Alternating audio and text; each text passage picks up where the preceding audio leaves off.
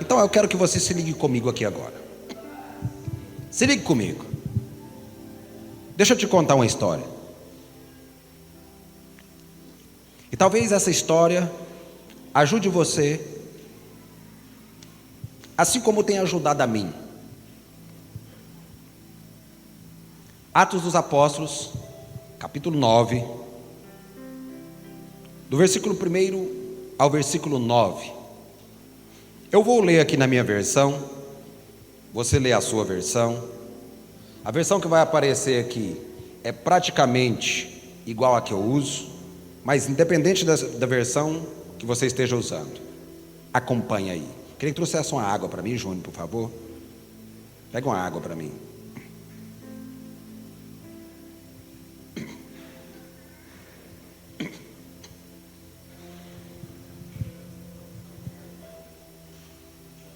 Encontrou? Amém? Porque eu quero que você me acompanhe nesse texto. E não quero que você feche a sua Bíblia, eu quero que você continue nesse texto, para o que nós vamos estar tratando aqui. Diz o seguinte: Saulo, respirando ainda ameaças e morte contra os discípulos do Senhor, dirigiu-se ao sumo sacerdote e lhe pediu cartas para as sinagogas de Damasco, a fim de que, caso achasse alguns que eram do caminho, assim homens como mulheres, os levasse presos para Jerusalém. Seguindo ele estrada afora, ao aproximar-se de Damasco, subitamente uma luz do céu brilhou ao seu redor, e caindo por terra, ouviu uma voz que lhe dizia: Saulo, Saulo, por que me persegues? E ele perguntou: Quem és tu, Senhor? E a resposta foi: Eu sou Jesus, a quem tu persegues.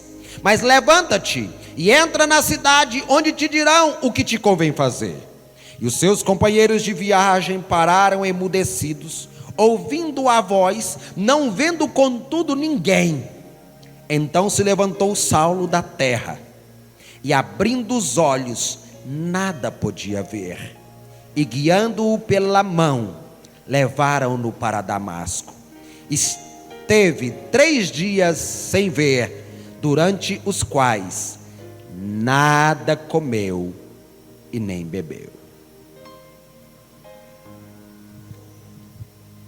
Pai, esta é a tua palavra. Eu te peço nessa noite, Senhor, que tu possas falar conosco, nessa noite especial de celebração de Santa Ceia, onde nós recordamos a sua morte, a sua entrega, Senhor, em nosso favor, devido aos nossos pecados. Fala conosco, instrui-nos, no nome de Jesus. Amém. O texto que lemos é um relato acerca de um episódio na vida do apóstolo mais famoso, podemos assim dizer, o apóstolo Paulo. Ele inicia a sessão do apostolado da igreja, mas também é apóstolo de Cristo, porque foi chamado exclusivamente e diretamente por ele. Aqui começa então a história mais aplicada deste homem chamado Saulo. Quem era Saulo? Saulo era um judeu, fariseu, advogado, teólogo, professor, mas que também possuía uma cidadania gentílica. Ele era judeu, mas também tinha cidadania e direitos gentios. No caso, ele chegou a apelar a certa altura da sua história, dizendo que era cidadão romano também. Era um homem zeloso, assim como todo fariseu de sua época, que ele conhecia a sua religião, um Deus de acordo com o que o judaísmo pregava, leis, regras estabelecidas pelo judaísmo, e ele era um homem fiel e zeloso por aquilo que conhecia e que acreditava ser o único caminho. Esse Paulo, ele começa a aparecer 2 capítulos anteriores a esse que lemos o 9.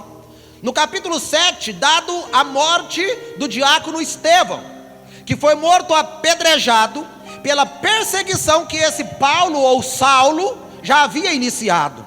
Foi morto apedrejado, e a Bíblia diz que aqueles que o apedrejaram tiraram as suas vestes e deixaram aos pés, como respeitando a ordem, de um jovem chamado Saulo. Ele começa a sua perseguição contra esses irmãos. Mas nesse episódio aqui, ele sai de viagem munido de cartas, que eram documentos oficiais de sua época, do sumo sacerdote. E ele vai em direção a Damasco. Damasco é uma cidade que ainda existe até os dias atuais. Ele sai de Jerusalém e vai em direção a Damasco. E o texto que lemos diz que a sua saída tem características nele. Ele sai respirando ameaças e morte. O seu intuito, meus irmãos, é prender homens e mulheres cristãos e levá-los algemados, manietados. Manietar é amarrar as mãos, prender as mãos, levá-los de volta a Jerusalém. Quem era esse sumo sacerdote que dera esse poder a Saulo? O sumo sacerdote era o presidente do Sinédrio. Diga comigo, Sinédrio. Diga comigo, Sinédrio. Sinédrio era o corpo judiciário dessa época, e ele possuía jurisdição sobre os judeus que residiam em Jerusalém, que residiam na Palestina, e também aqueles que viviam na dispersão. O Sinédrio era o corpo judicial que determinava sobre os judeus, e os romanos avalizavam o Sinédrio, presidido pelo sumo sacerdote. Então olhe a circunstância. Paulo sai de Jerusalém com carta, autorização, que a gente pode chamar hoje de um mandado judicial, do presidente do corpo judiciário, ou seja, do juiz. Paulo sai como um oficial, ele sai com ordens expressas, e a finalidade é prender os judeus que se intitulavam como cristãos, que residissem em Damasco. Paulo era um perseguidor implacável. Embora a história diz que ele não tinha características físicas para fazê-lo, mas ele era um homem sanguinário, violento, e ele esteve determinado a banir da terra esse movimento chamado cristianismo. E ele era implacável naquilo que ele queria. Por quê? Porque ele não aceitava que um nazareno. Nazaré era uma região desprezada. Lembra quando Jesus apareceu? O Senhor apareceu e chamou Pedro e seu irmão André. Depois chamou os outros 2 irmãos. Chega Filipe. Filipe chega num homem chamado Natanael. E Jesus diz que ele era um judeu exímio, alguém zeloso ali. Chega para Natanael e diz: nós encontramos o Messias. E Natanael diz: e onde vocês o encontraram? Disseram: ele é um nazareno. Natanael descreu naquele momento, e a palavra dele é muito forte. Ele diz: pode vir alguma coisa boa de Nazaré? Então Paulo não aceitava que um nazareno pudesse vir a ser o Salvador. Ainda mais porque já havia sido crucificado como um criminoso, e ele não permitia que os judeus cristãos, os irmãos, a primeira igreja, anunciasse a ressurreição de Jesus. Então Paulo, ele não acreditava que uma pessoa pregada na cruz, e a Bíblia diz: maldito todo aquele que foi pendurado no madeiro, ou seja, alguém amaldiçoado, tido como um dos piores criminosos de sua época, pudesse se intitular filho de Deus, e que as pessoas começassem a crer nesse homem. Paulo diz: vamos parar com essa brincadeira. E aí Paulo começa a perseguir. No capítulo 7 nós vemos Estevão ser apedrejado. No capítulo 8 nós vemos Tiago ser decapitado. E agora os crentes fogem, irmãos. Fogem da perseguição, mas fogem pregando o evangelho. Porque o crente que se preze, ele não tem por preciosa a sua própria vida, mas tem coragem de dizer: morro, mas morro agarrado em Jesus. Tem algum desses aqui nessa noite? Tem alguém que pode dizer isso aqui nessa noite? Não deixe deixo de Jesus. Mas tem pedra, não deixo de Jesus. Mas tem espada, não deixo de Jesus. Tu vai morrer, mas morro com Jesus. E eles fogem. E chega a notícia em Jerusalém que alguns desses que haviam fugido chegaram a Damasco. Damasco era uma das cidades, ainda é, mais antigas do mundo. É estratégica, dado ao seu porto, as suas saídas para todas as regiões. E Paulo disse: eu preciso de autorização jurídica para eu correr em Damasco. Lá havia mais de 30 sinagogas dos judeus, para eu prender todo cristão que ali tiver, porque se a gente deixar eles saírem de Damasco, aí a gente não consegue mais cercar eles no mundo. Então é por isso que Paulo vai respirando ameaça e violência, não respeitava homem, mulher, matava mesmo, e os que não resistiam prendia e trazia para Jerusalém para ser julgado em praça pública, condenados em praça pública, assim como fizeram com Jesus para servir de exemplo. A tentativa de Paulo era terminar com a proclamação de que o Salvador do mundo havia sido crucificado, enterrado, mas havia ressuscitado, sido assunto aos céus, deixando uma igreja preparada, e que daqui a pouco ele volta para buscar essa igreja.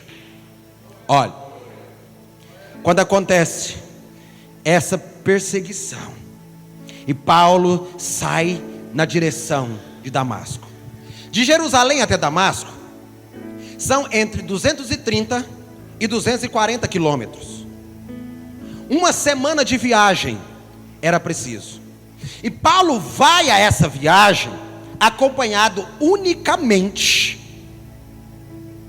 dos oficiais do Sinédrio, que era uma espécie de polícia judiciária. Paulo sai com carta na mão, ordenança para prender os cristãos, e alguns da polícia judiciária, da força policial judiciária, juntamente com ele. E a Bíblia diz que, como uma fera selvagem caça a sua presa, Paulo sai de Jerusalém, indo em direção a Damasco. Pense comigo, como uma fera, como uma besta, como um animal indomado, sai em busca de sua presa. Saiu Paulo de Jerusalém em direção a Damasco, e o que ele queria fazer com os cristãos é exatamente o que um predador faz com a sua presa. Mas seu ódio, na verdade, não era propriamente contra os cristãos, mas contra o próprio Jesus. E é ele mesmo quem diz isso. No capítulo 26 de Atos dos Apóstolos, nós vamos ver ele depois que converteu, diante do rei Agripa. Olha o que ele falou ali. Atos 26, 9. Paulo dizendo para o rei: bem tinha eu imaginado que contra o nome de Jesus Nazareno devia eu praticar muitos atos. A questão de Paulo nem era tanto quanto contra os cristãos, mas contra o seu Cristo. Ele não conseguia admitir que aquele homem pudesse ser Deus. Ele queria terminar com o nome de Jesus, o Nazareno. Ele queria destruir tudo. Mas aí, meus irmãos, ao perseguir a igreja, Paulo então passou a perseguir o próprio Cristo. E por isso, no texto que nós lemos, ao aparecer a ele no caminho para Damasco, o que Jesus lhe pergunta? Atos 9:4. E caindo em terra, ouviu uma voz que lhe dizia: Saulo, Saulo, por que me persegues? Veja Jesus avalizando a minha teoria. Paulo não perseguia os cristãos por perseguir os cristãos.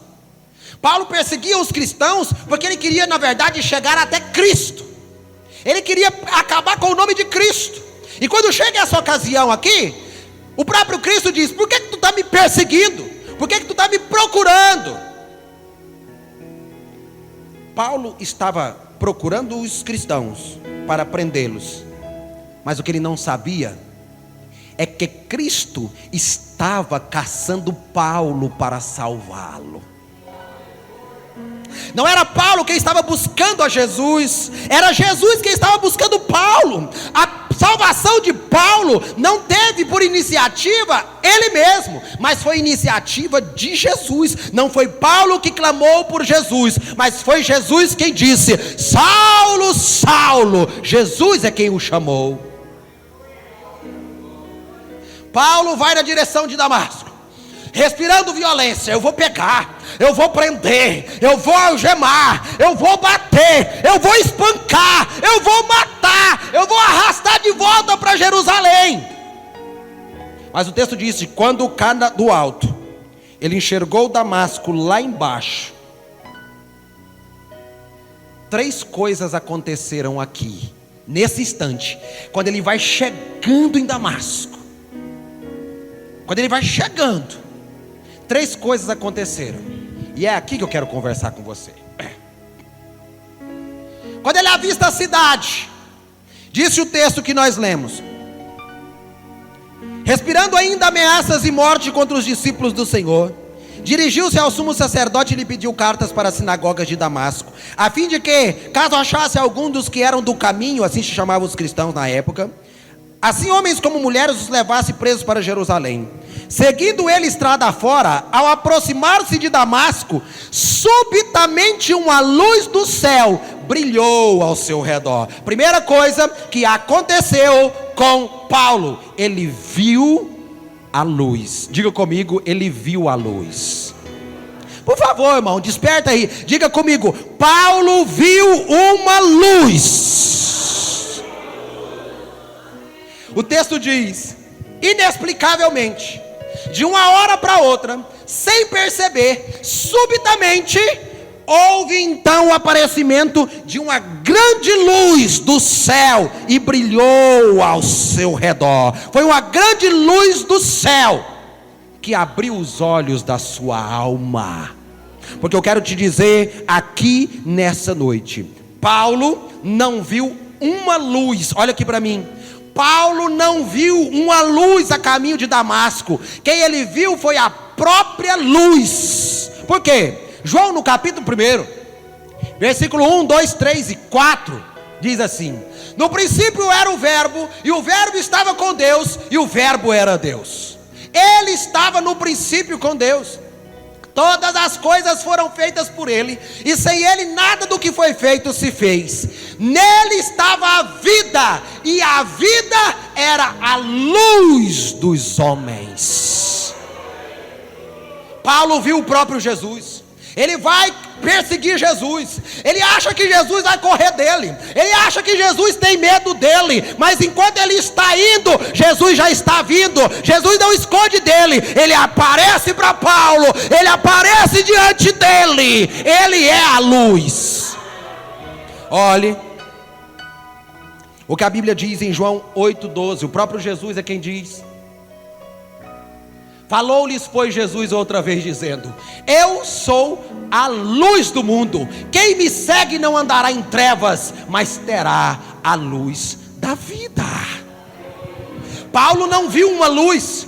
Não era um incandescimento, não era um fogo que dava claridade. Ele não viu uma luz, ele viu a luz. Jesus lhe aparece no caminho em direção a Damasco. As trevas falam de morte, de ignorância e de pecado, mas a luz é diferente. A luz fala de vida, de conhecimento e de santidade. O pecador perdido vive nas trevas, diz a palavra de Deus. O pecador cego, ele vive nas trevas. E se ele rejeitar a Cristo, passará toda a eternidade no escuro. Porque Mateus, no capítulo 25, versículo 30, a palavra do Senhor diz: pega, joga lá fora, nas trevas exteriores. Então a primeira coisa que acontece com Paulo é que ele vê a luz.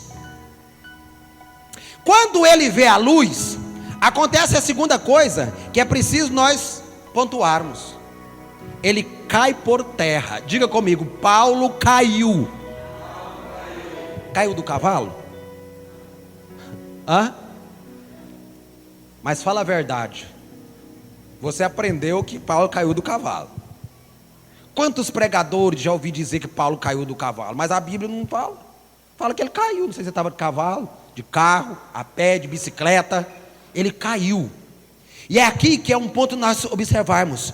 Paulo caiu. Agora, olha para mim a cena. Olha aqui para mim. Aquele que prendia estava preso. Aquele que prendia em prisão estava dominado. Aquele que se achava detentor de todo o poder para perseguir estava prostrado no chão, impotente. O Senhor quebrou toda a sua resistência. E aqui Jesus vai usar uma palavra com Paulo. Mas eu fico animado demais quando eu vejo isso aqui. Jesus fala para Paulo assim: Paulo, é duro para você recalcitrar contra os aguilhões. John Stott, um respeitado teólogo, ele coloca a seguinte interpretação do que Jesus fala. Olha para mim. Paulo é como uma fera indomável. Assim ele sai de Jerusalém em direção a Damasco.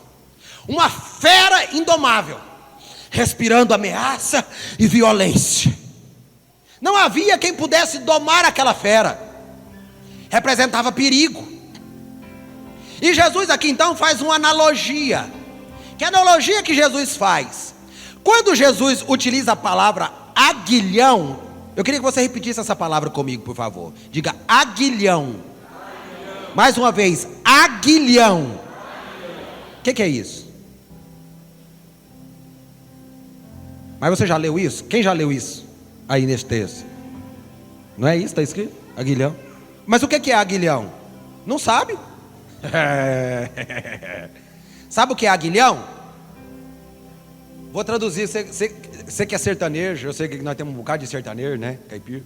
Sabe o que é? Muitos de vocês têm em casa, mas não conhecem por esse nome, eu serei.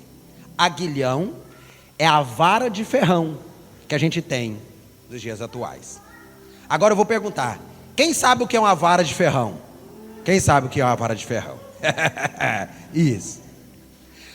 A analogia que Jesus faz é a seguinte: Jesus coloca Paulo como um touro novo, bravio, indomável, representando grande perigo, dada a sua força e a sua violência.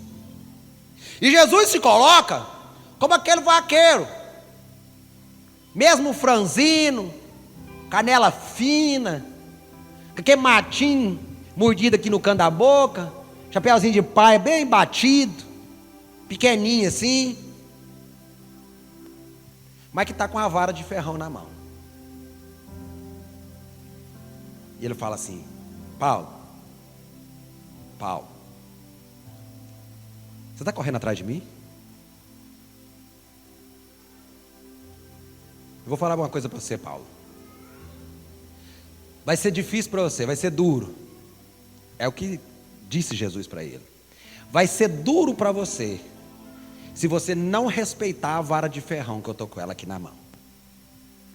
Paulo, eu quero te ferroar tanto, eu quero dar tanta chuchada com esse espeto em você, até você se render, até você se entregar, até você não resistir mais.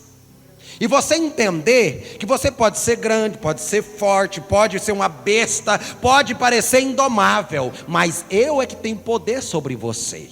Enquanto você não se render, eu não paro de tacar essa vara de ferrão em você. Ultimamente Deus tem falado umas coisas tão complicadas comigo. Ele tem me mostrado por que é que algumas coisas acontecem na minha vida. Ele diz: eu estou com a vara de ferrão, rapaz. Interessante que agora, sabe o que ele fala, Juvenal, para Jesus? Ele fala assim: quem és tu, camarada? Hã? Quem és tu, peãozinho? Quem és tu, caboclo? É assim que Paulo fala? Não, olha comigo. Paulo vê a luz. Quando ele vê a luz, aquela luz pesa sobre ele, o que ele faz? Ele cai. Caído, ele agora diz: quem és tu, Senhor? Paulo está dizendo: quem é você que eu reconheço que é maior do que eu, que tem mais poder do que eu, e que eu já estou rendido diante do Senhor? O touro está domado, diga glória a Deus. O boião bravo está no chão. Aquele que vinha respirando violência está no chão. Foi domado pelo aguilhão. Eu quero te dizer algo aqui nessa noite. Ou você se rende ao querer dele, ou então te prepare para o aguilhão. E a palavra dele para Paulo é a mesma para mim e para ti. Duro será para ti recalcitrar, resistir contra a vara de ferrão. É por isso, sabe quando a polícia chega perto de alguém e diz: eu sou autoridade contra você, mãos para o alto. Eu sou a polícia aqui agora.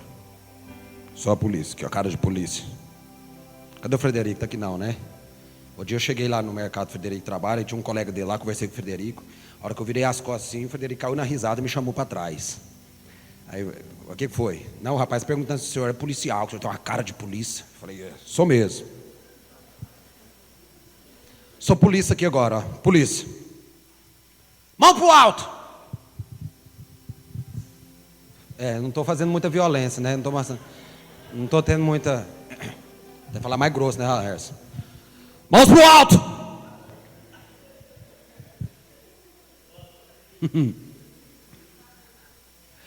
Isso aqui é para você que às vezes você não entende. Por que é que quando chega aqui na igreja, tem um irmão do seu lado aí que começa a chorar e daqui a pouco ele está assim? Para que esse louco está com essas mãos levantadas aí?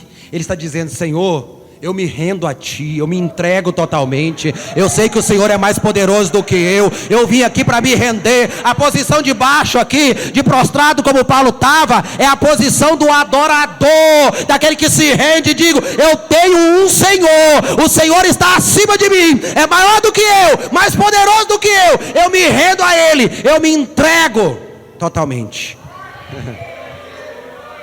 Ele quer ver sua atividade aqui nessa noite. Tem alguém aqui pronto para se render a Ele? Vim para adorar-te, vim para prostrar-me, vim para dizer que és meu Deus, és totalmente amável, totalmente digno, tão maravilhoso. Você pode ficar de pé e levantar as mãos dizendo isso? Vim para adorar-te, vim para prostrar. Você está dizendo: eu me rendo. Eu me rendo, eu me entrego. O Senhor pode deixar a vara de ferrão, pode tirar o aguilhão. Eu reconheço que Tu és o Senhor, é maior do que eu, mais poderoso do que eu já vi a luz. Totalmente digno, tão maravilhoso para mim. Amém. Senta. Era só para te enganar, porque não acabou ainda não. O que acontece na chegada de Paulo a Damasco? Primeiro ele vê a luz. Jesus vem se encontrar com ele. Quero te dizer nessa noite, se você é daqueles que diz assim, ó, eu quero ver Jesus, pode ficar tranquilo, daqui a pouco ele vem se encontrar com você. Porque Ele não se esconde de ninguém. Primeiro que Ele não tem medo, Ele não se esconde de ninguém. Ele quer se revelar. Você quer ver Jesus? Quer se encontrar com Jesus? Fique tranquilo, Ele vem se encontrar com você. Olha o que Ele diz. Ele mesmo vai vir do céu para se encontrar com a gente. Segunda coisa, Paulo cai. posição de adorador, posição de rendição, de reconhecimento. O touro bravo agora virou um bezerrinho falando bé. E ele diz: quem és tu, Senhor? Terceira coisa que acontece, o texto diz, vou ler, gosto de ler, eu gosto da Bíblia. Versículo 4: e caindo por terra, ouviu uma voz.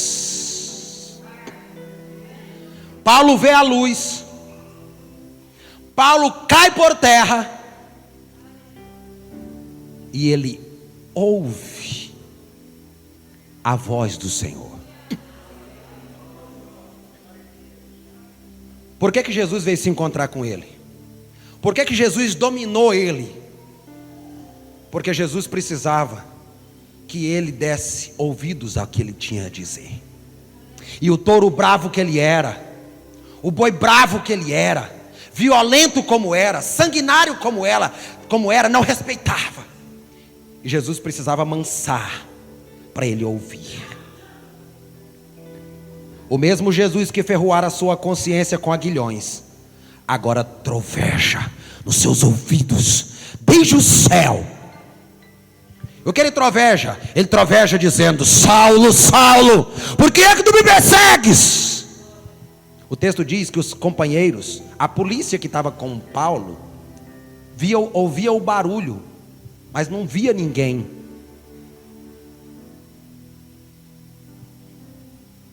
Eu quero te dizer algo aqui nessa noite para eu concluir. A voz do Senhor é poderosa.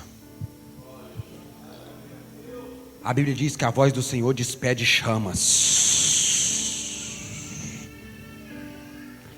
O que quer dizer isso? A voz do Senhor põe fogo.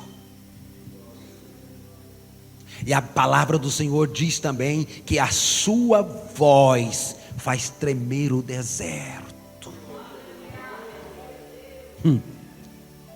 Mas existem muitas vozes no mundo, irmãos. Preste atenção no que eu quero te dizer. Existem muitas vozes no mundo, inclusive a minha e a sua. Os cientistas, eles falam aí, eles dizem que nós falamos em pensamento com nós mesmos cerca de 120 palavras por minuto. Nós mesmos, aqui, nosso pensamento, conosco, falamos 120 palavras por minuto. É o equivalente a 2 palavras por segundo. Tantas vozes no mundo ao mesmo tempo.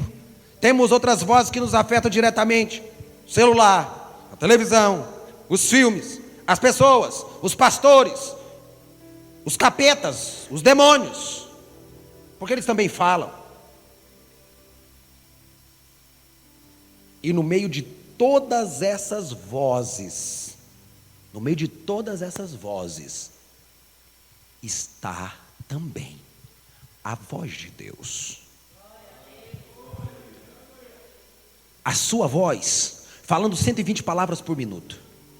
O celular chamando, chegando mensagem o tempo todo, a televisão ligada dando notícias.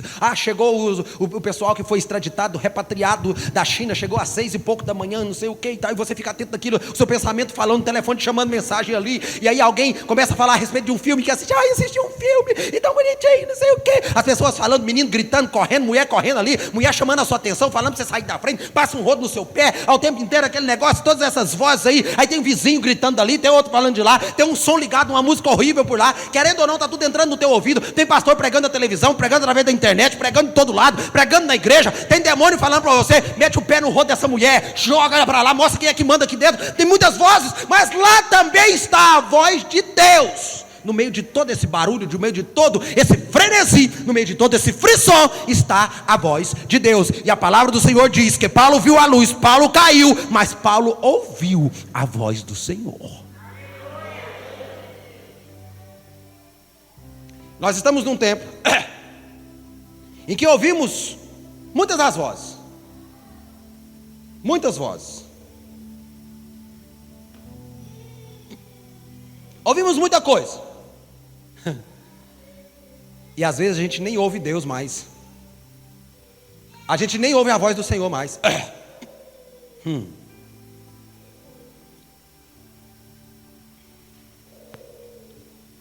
Como que eu faço, pastor? Para peneirar todas essas vozes. Como é que eu faço para coar todas essas vozes? E ouvir a voz do Senhor. Porque aí ele ouve o Senhor e o Senhor diz: desce para a cidade, Saulo, agora. Tu pode descer e aguarde minhas orientações. Tem irmãos lá que vão te receber. E aí eu vou falando com você depois, Paulo. Depois eu vou falar com você de novo, Paulo. Está entendendo o que eu estou dizendo aqui? Você está entendendo o que eu estou dizendo aqui? Quando você consegue identificar, no meio de todas essas vozes, você começa a identificar a voz do Senhor.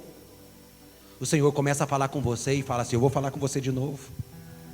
E aí você fica atento, irmãos, sedento, desejoso, ansioso por aquela voz. E aí nunca mais você perde essa conexão dessa voz do Senhor. Pastor, mas se eu perdi essa conexão, como é que eu faço? Não tem jeito mais não. É brincadeira, irmão. Só em Jesus tem poder. É para isso que o Espírito Santo está aqui. Diga glória a Deus. É para isso que o Espírito Santo está aqui conosco. Jesus falou: eu vou, mas eu não vou correr o risco deixando vocês sozinhos. Eu vou pedir o Pai, chegando ao Japé, ele para mandar outro. E ele vai ficar convosco todos os dias. E aí Jesus falou: o que é que esse Espírito Santo vai fazer aqui? Jesus disse: olha, quando ele vier, ele vos ensinará todas as coisas. E escute, e vos fará lembrar de tudo quanto eu vos tenho falado. O Espírito Santo está aqui para nos reorientar à voz de Deus. Deus, essa frequência não é de Deus, essa frequência não é de Deus, essa frequência não é de Deus. E às vezes a gente tem essa dificuldade, e é normal. Se você pudesse, se eu tivesse tempo, eu não tenho, já vou terminar, de voltar lá em 1 Samuel, no capítulo 3, você vai ver a história do menino Samuel. 7 anos de idade, a mãe dele leva ele e entrega para o profeta. Algum tempo depois, mas ainda sendo um menino, ele está ali servindo o velho Eli, o sacerdote, o profeta. Ele era um empregado da casa. Um dia à noite, ele ouve alguém dizer: Samuel. O menino levanta, porque ele era empregado da casa, e corre lá na casa do velho. Pois não? O senhor me chamou? Não é que você é o velho não, tá? É só um exemplo. O senhor me chamou? Não, Samuel, não te chamei não. Pensei que eu tinha ouvido. Eu tinha ouvido. Deita e dorme. Samuel, agora eu tenho certeza que eu ouvi. Me chamou? Não, Samuel, eu não te chamei não. Aí o homem fala para Samuel, vou falar velho não, falar homem. O homem fala para Samuel: quando você ouvir te chamar, você fala assim, Samuel, ó, fala, porque o teu servo ouve. Vai o menino dormir, está dormindo. Samuel, Samuel, fala, porque o teu servo ouve. Era um menino. Nunca mais ele confundiu a voz do Senhor. Alabacanturianda labás. Tinha Saul prepotente de um lado, tinha os filisteus violentos de outro lado, tinha perseguição de todo lado, mas Samuel conectou o seu ouvido à voz do Senhor. Estava falando, todo mundo falando, mas ele estava ouvindo sempre o Senhor. O Senhor falou através de Samuel com Saul, mas Saul não conseguiu ouvir o Senhor. Mas Samuel morreu velhinho, ainda ouvindo o Senhor. É isso que o Senhor quer para você aqui nessa noite. É isso que o Senhor quer para você nessa noite. Que você se reconecte à voz dele. Que você ouça o Senhor. Ei, mulheres, está no tempo de fazer como Sara. Está no tempo de fazer como Maria, 16 anos de idade. Tu vai ficar grávida. Seja feito comigo conforme o meu Senhor quer. Marta, ei, meus irmãos, está no tempo de vocês se erguerem como os patriarcas. Abraão, Deus falou com ele e deu crédito de primeira. Moisés, o Senhor falou com ele, ele resistiu um pouco, mas sempre ouviu o Senhor. que o Senhor nos chama essa noite. Hebreus capítulo 3, versículos 7 e 8 diz assim: assim, pois, como diz o Espírito Santo, hoje, se ouvirdes a sua voz, não endureçais o vosso coração,